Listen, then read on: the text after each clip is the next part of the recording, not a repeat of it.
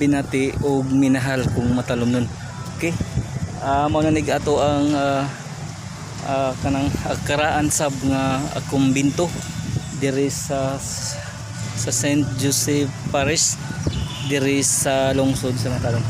Agsaon na guys, dinhi nga porsyon kuani is SJA kanang sa St. Joseph College niya gibalhin siya ang eskwelahan mao nga nabakante nga diri nga side, pero sa una eskwelahan na ang atong kumbinto niya. Ag SJA karon ang St. Joseph Academy kuana pud to ni sa barangay Agbanga, Matalom, Leyte. Okay, usa ni pud ni ka bahandi diri sa lungsod sa Matalom.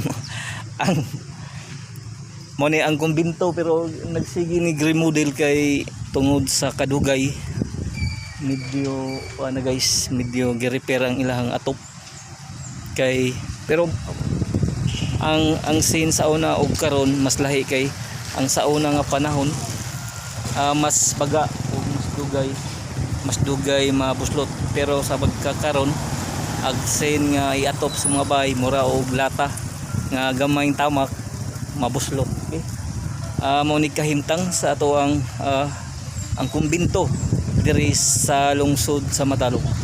Usa ni kabahandi kung diin mao po ni ang nagsaksi sa mga panghitabo diri sa atong lungsod. Iko pipi andam mutabang sa turismo. Kung musuroy mo, pwede ming musuroy unya atong simbahan mao to nga kon atong bag-o po to nga atop gikoloro ni Padre Dexter, usa ka maoy nangulo ang mas aron mas munindot ang ato ang simbahan o kumbinto diri sa lungsod sa Matalom.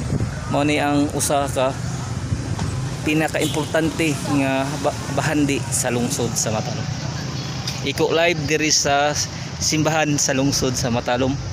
Mao ang St. Joseph kanang convent kay gi-remodel man ni aron mas munindot pa, mas muanyag pa ang atong kumbinto diri sa lungsod sa Matalom. Iko pipi andam mutabang sa turismo sa lungsod sa Matalom.